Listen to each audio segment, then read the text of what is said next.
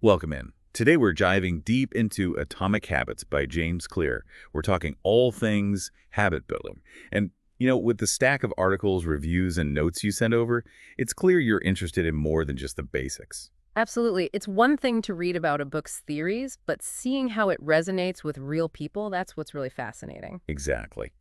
So let's get right to it. Atomic Habits. The title itself is catchy, but is there really something to this atomic approach? Oh, there's definitely substance there. Clear's central idea is that lasting change comes from those small, consistent actions we take every day.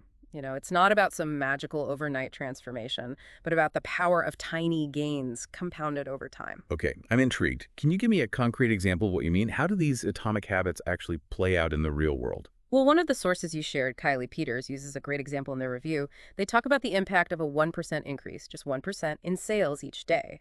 Now, that might not sound like much at first glance, right? Yeah, 1% doesn't seem like it would make that big of a difference day to day. Exactly, but here's the thing.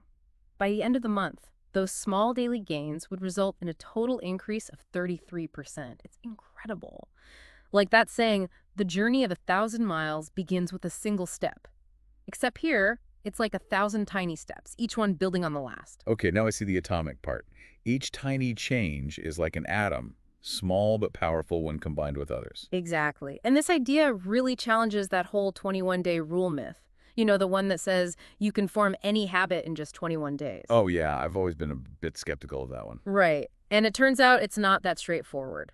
One thing I appreciated, and Palak Agarwal touched on this in their notes, is that Atomic Habits is grounded in science. Clear talks about things like neuroplasticity, the brain's ability to change and adapt based on our actions. So we're talking about actual physical changes happening in our brains when we create new habits. That's pretty Um, amazing. It really is. And what I find particularly fascinating is Clear's emphasis on the connection between habit formation and identity. It's not just about changing our actions, it's about changing our beliefs about who we are. There's that word again, identity. Mhm. It does seem to come up a lot in the self-improvement world. What makes Clear's take on it different? Well, Forward Fitness, one of your sources, had a great way of putting it. They talked about aiming to be a healthy person, not just someone who occasionally hits the gym. Do you see the difference? I think so. It's Yeah. about embodying that identity, not just checking off a box. Exactly. You're not forcing yourself to be someone you're not. You're aligning your actions with the person you want to become. And your habits are how you build that identity. Okay, that makes a lot of sense.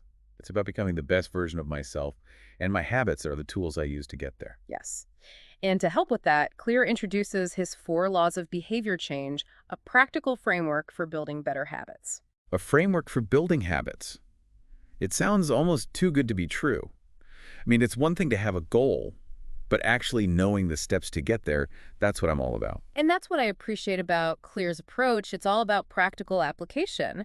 And, going through your notes, so many of your sources talk about how actionable his advice is. Why don't we get into some of those examples? I'm really curious to see how these 4 laws actually work in real life. Let's do it. Which one jumps out at you? Hmm. Well, Forward Fitness, they had an interesting take on the first law, make it obvious. They talked about this idea of habit stacking. Mhm. Essentially, you're linking a new habit to one you already do consistently. Like, let's say you want to start meditating every morning. You could stack that onto something you already do without fail, like brushing your teeth. Oh, that's a good one. I do that with my vitamins. Every morning after I brush my teeth, I take my vitamins. Works like a charm. C, you're already a habit stacking pro.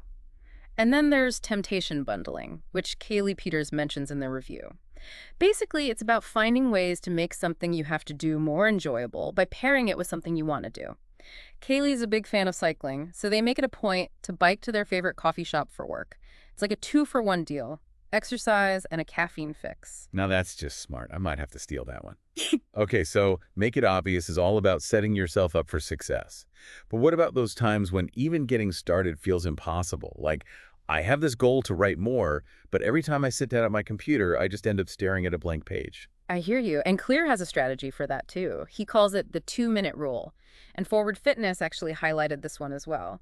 The idea is to break down a daunting task into a 2-minute version. Instead of pressuring yourself to write an entire chapter, commit to just 2 minutes of writing. 2 minutes is definitely less intimidating. And honestly, once I get going, I usually end up writing way more than that. Exactly. That's the beauty of it. You're tricking your brain into taking action, and often that's the hardest part. And speaking of making things easier, Kylie Peters also talks about how helpful technology can be. They use Duolingo for language learning and love how the app tracks their progress and keeps them motivated with streaks. It's like gamifying the habit building process. It's interesting because all of these strategies are about removing those mental barriers, making Hmm. it as easy as possible to do the desired behavior. Yeah. And it made me think of something else you mentioned earlier, the importance of focusing on the why behind our habits. Oh, absolutely. Clear talks about how our habits are essentially votes for the type of person we want to become. Hmm. Every time you choose to read a book instead of scrolling through social media, you're casting a vote for the person you want to be. It's not just about the action itself, it's about what that action represents. Yes. It's about the kind of person you're becoming through those repeated actions. And all of those small daily choices, they add up over time to shape our identity in really profound ways. Which actually reminds me of something else we talked about earlier, the importance of focusing on the process, not Mhm. just the outcome. It's so easy to get caught up in chasing goals, but Clear seems to suggest that finding joy in the journey is just as important. Absolutely. I think when we become overly focused on the end goal, we set ourselves up for disappointment if we don't see results fast enough. But if we can learn to find satisfaction in the process of building good habits, that's where the magic happens. So how do we actually do that? How do we shift our mindset from outcome-driven to process-oriented? Well, one powerful way is to, I don't know, find ways to make the process itself inherently rewarding. Clear's fourth law, make it satisfying. Hmm. Right. And one of your sources, I think it was Palak, talked about their own fitness journey. They said it wasn't like a switch flipped. It took time, it took effort, but they made it like enjoyable. They actually started looking forward to working out. So it's about changing your whole relationship with it, right? Finding those things that make you actually want to stick with it. Yeah, and that's a big part of what Atomic Habits is about. It's not about being perfect. It's about building a system that helps you stay consistent. Right, like those tiny changes we were talking about. They really do add up in the end.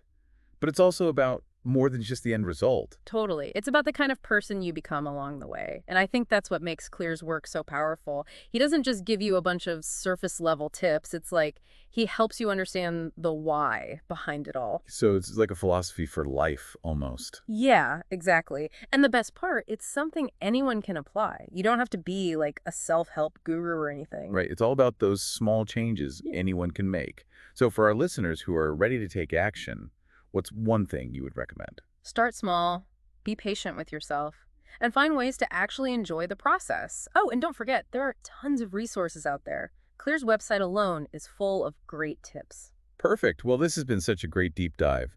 Atomic Habits definitely lives up to the hype, wouldn't you say? For sure. It's proof that small changes can lead to big results. Absolutely. Well, on that note, we're going to wrap up this deep dive on Atomic Habits. Thanks for joining us today. And remember, you have the power to change your life one small habit at a time.